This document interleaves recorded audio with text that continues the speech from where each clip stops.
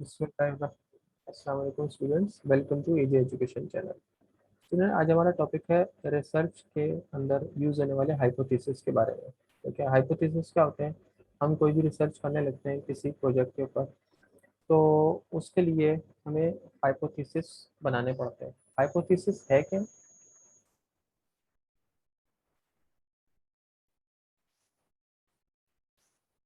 Hypothesis जो है वो क्या है?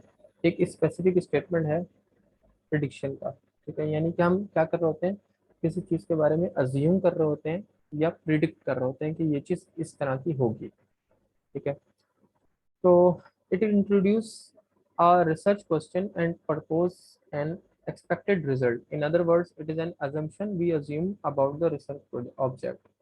कोई भी हम जो रिसर्च करने जा रहे हैं उसके बारे में हम अज्यूम करते हैं कि ये चीज़ इस तरह की है, और हम उसके बारे में हम उसके अगेंस्ट क्लेम करते हैं कि ये चीज़ इस तरह की नहीं होगी। वो अल्टरनेटिव हाइपोथेसिस माना जाता है। जब हम उसकी काइंड्स पढ़ेंगे तो हम उसको और डीपली पढ़ेंगे। वैसे स्पेसिफिकली अगर देखा जाए तो हाइपोथेसिस है क्या? हाइपोथेसिस ऐसा ऐसा स्टेटमेंट है जो कि रिसर्च के बारे में प्रिडिक्ट कर रहा है कि रिसर्च में इस तरह के रिजल्ट हो सकते हैं या नहीं हो सकते हैं। आवर एक्सपेरिमेंट और research depend upon this assumption. जब तक हम अपने रिसर्च में हाइपोथेसिस क्रिएट नहीं कर लेते, और हाइपोथेसिस क्रिएट करने के बाद हम अपने रिसर्च के अंदर वेरिएबल्स को डिफाइन करते हैं, फिर उसके बाद हम लोग क्या करते हैं, रिसर्च करते हैं। तो जब तक हम अपने रिसर्च में हाइपोथेसिस नहीं बना लेते और वेरिएबल्स नहीं डिटरमाइन कर लेते, उस वक्त तक हम अपनी रिसर्च को नहीं चला सकते। अब एग्जाम्पल क्या है? For example, I study designed to look at the relationship between sleep deprivation and test performance might have a hypothesis that states वो जो मैंने, अगर हम फॉर एग्जाम्पल स्टडी कर रहे हैं हम किसी चीज़ के बारे में, रिलेशनशिप देख रहे हैं कि स्लीप डेप्रिवेशन जो है वो, यानी नींद की कमी का और टेस्ट परफॉर्मेंस का आपस में क्या ताल्लुक है। तो अब this study is design to assess the assess the hypothesis that sleep deprived people will perform worse on a test than individuals who are not sleep deprived। तो स्टेटमेंट है कि इस जो लोग कम सोते हैं और जो लोग ज़्यादा सोते हैं, तो टेस्ट की परफॉर्मेंस उनकी जो है वो किस तरह से असरअंदाज होगी उनके टेस्ट के ऊपर। ठीक है, ऑन अ टेस्ट देन, यानी ये कह लें कि हमने हाइपोथेसिस बनाई कि सेल्फ डिप्रीव पीपल परफॉर्म करेंगे खराब आगे बनिस्बत के टेस्ट में, बनिस्बत के उन इंडिविजुअल्स के जो कि स्लीप डेप्रिव नहीं है। ये हमारा जो इन्वर्टेड कॉमा जो ये लिखा हुआ है, ये हमारा स्टेटमेंट या अजम्पशन, इसको हम हाइपोथेसिस अजम्पशन कहेंगे।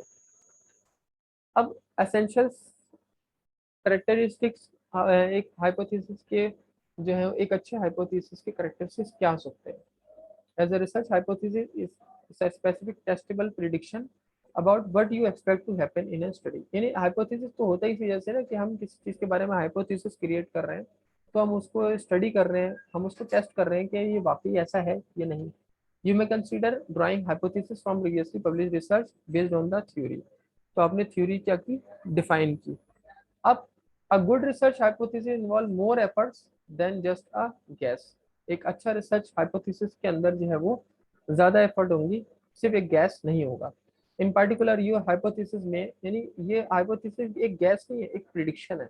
गैस तो बस अंदाजा है, आपका अंदाजा गलत भी हो सकता है, लेकिन प्रिडिक्शन भी एक अंदाजा है, लेकिन प्रिडिक्शन जो है वो एक इस हद तक है कि आपका अंदाजा जो है वो दुरुस्त हो सकता है, रियल हो सकता है, तो या आप जो है वो सक्सेसफुल हो सकते हैं। In particular, your hypothesis may begin with a question which could be further explored through background research। तो आपको रिसर्च का बैकग्राउंड भी पढ़ना पड़ता है।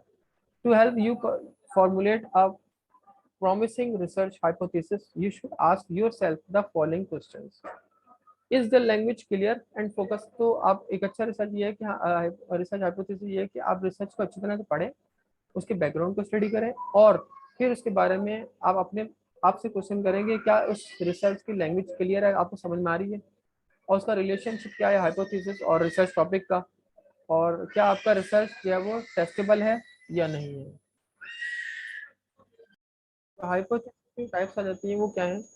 Research hypothesis can be classified into 7 categories as stated below. Number 1, simple hypothesis, जिसमें क्या है, जो कि प्रिडिक्ट करता है रिलेशनशिप सिंगल डिपेंडेंट वेरिएबल और सिंगल इंडिपेंडेंट वेरिएबल, यानी दो वेरिएबल हैं।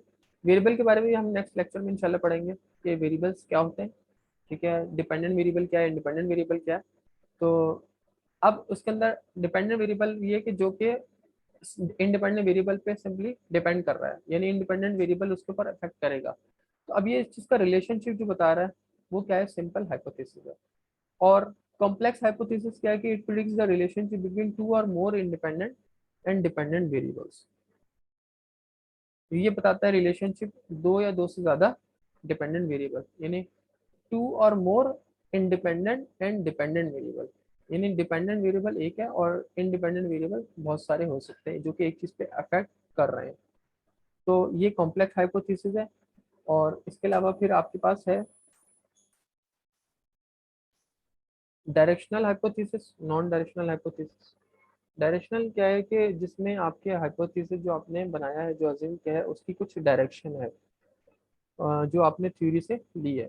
Furthermore it applies research intellectual commitment to a particular outcome. Directional research hypothesis ये है कि जो कि आपको किसी डायरेक्शन की तरफ लेके जा रहा है। जैसे कि हम साइंटिफिक रिसर्च कर रहे हैं साइंस की, तो जिसका हमारा मकसद ये है कि हम उस हाइपोथेसिस को स्टडी को अज्यूम करते हैं, तो हम जो है वो रिसर्च स्टडी तक उसके आउटकम तक पहुंच जाएंगे। जैसे कोई बीमारी है, उसको जो है वो दूर करने के लिए जो है वो कोई मेडिसिन जो है वो इन्वेंट की जा रही है, तो उसके लिए जो मुख्तलिफ रिसर्च की जा रही है, तो उस रिसर्च के ज़रिए हम वहाँ तक पहुँच जाएंगे। तो उस रिसर्च के अंदर जो बनने वाला हाइपोथेसिस है उसको हम डायरेक्शनल हाइपोथेसिस कहेंगे, जो कि किसी चीज़ की तरफ लेके जा रहा है हमें, यानी उसका कुछ पर्पज है।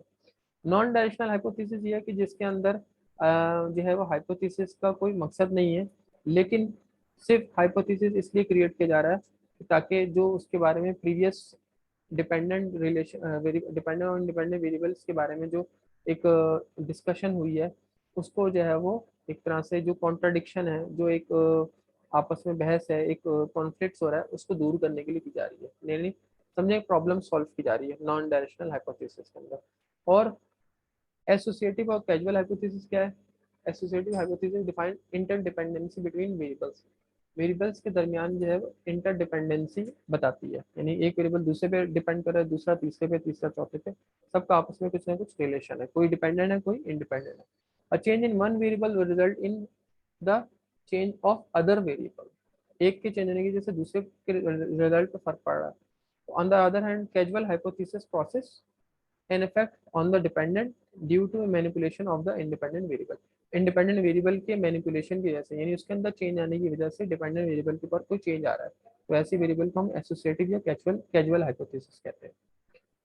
नल हाइपोथेसिस और अल्टरनेटिव हाइपोथेसिस, आमतौर पे जो हम लोग रिसर्च करते हैं तो उसके अंदर हमारे पास हम दो ही हाइपोथेसिस जो है, एक सिंपल हाइपोथेसिस के तौर पे जो हम लोग क्रिएट कर रहे होते हैं वो नल हाइपोथेसिस और अल्टरनेटिव हाइपोथेसिस होते हैं।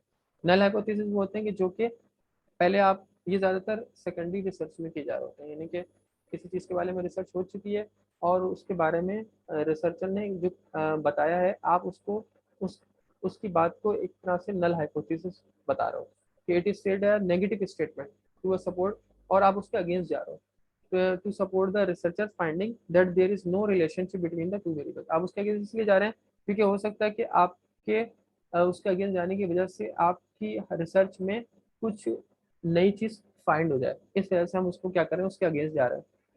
ठीक है, तो हमने उसको चेक करना है, इसलिए नल हाइपोथेसिस के अगेंस्ट जाएंगे तभी हमारी जो है रिसर्च स्टार्ट होगी। अल्टरनेटिव हाइपोथेसिस, जो हम उसके अगेंस्ट जो चीज रिसर्च अपनी बता, जो हमें अपनी हाइपोथेसिस बता रहे हैं, वो अल्टरनेटिव हाइपोथेसिस है। It is said that there is a relationship between two variables of the study and that the result are significant to the research topic. जिसमें हम ये बता रहे हैं सिंपली के दो वेरिएबल्स के दरमियान, दो या दो से ज्यादा वेरिएबल के दरमियान रिलेशन है, और ये रिलेशन जो है वो क्या कर रहा है, रिलेशन जो है स्टडी वेरिएबल्स का रिलेशन है, और का सिग्निफिकेंट इम्पैक्ट पड़ रहा है रिसर्च के टॉपिक के ऊपर। तो ये थे हमारे आज के टॉपिक। और दूसरा आ जाता है कि how to formulate an effective research hypothesis. अगर रिसर्च हाइपोथेसिस को हम इफेक्टिवली फॉर्मुलेट करना चाहते हैं तो उसके लिए हमें कुछ स्टेप्स को फॉलो करना पड़ेगा। Number one, state the problem that are you are trying to solve. हम जिस प्रॉब्लम को सॉल्व करना चाह रहे हैं उसको हम डिफाइन करें सबसे पहले, तो हाइपोथेसिस बनाने से पहले कि make sure that the hypothesis clearly define the topic and the focus of the experiment, ताकि हम अपने एक्सपेरिमेंट में फोकस कर सकें। Number 2, try to write the hypothesis as an if then statement. As, अगर हम इफ देन स्टेटमेंट करते हैं तो ये हमारे लिए ज़्यादा बेटर होता है कि अगर ये ऐसा होगा तो इस पे ऐसा इफेक्ट पड़ सकता है। तो follow this template if a specific action is taken, अगर हम एक अच्छा स्पेसिफिक एक्शन लेते हैं तो then certain outcomes is expected, तो हमें सर्टेन आउटकम्स हासिल होंगे।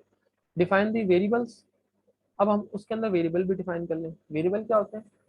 दो किस्म के हैं, इंडिपेंडेंट वेरिएबल और डिपेंडेंट वेरिएबल। इंडिपेंडेंट वेरिएबल क्या है कि are the ones which are manipulated, controlled और चेंज।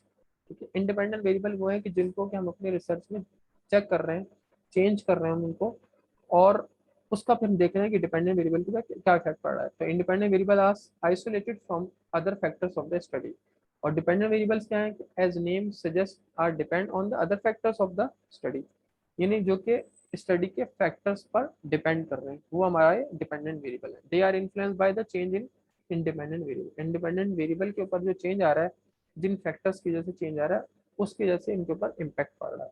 तो ये तो हमारा आज का रिसर्च टॉपिक, उम्मीद आप लोगों को समझ में आया होगा। नेक्स्ट लेक्चर तक के लिए इजाजत दीजिए, अल्लाह हाफिज़।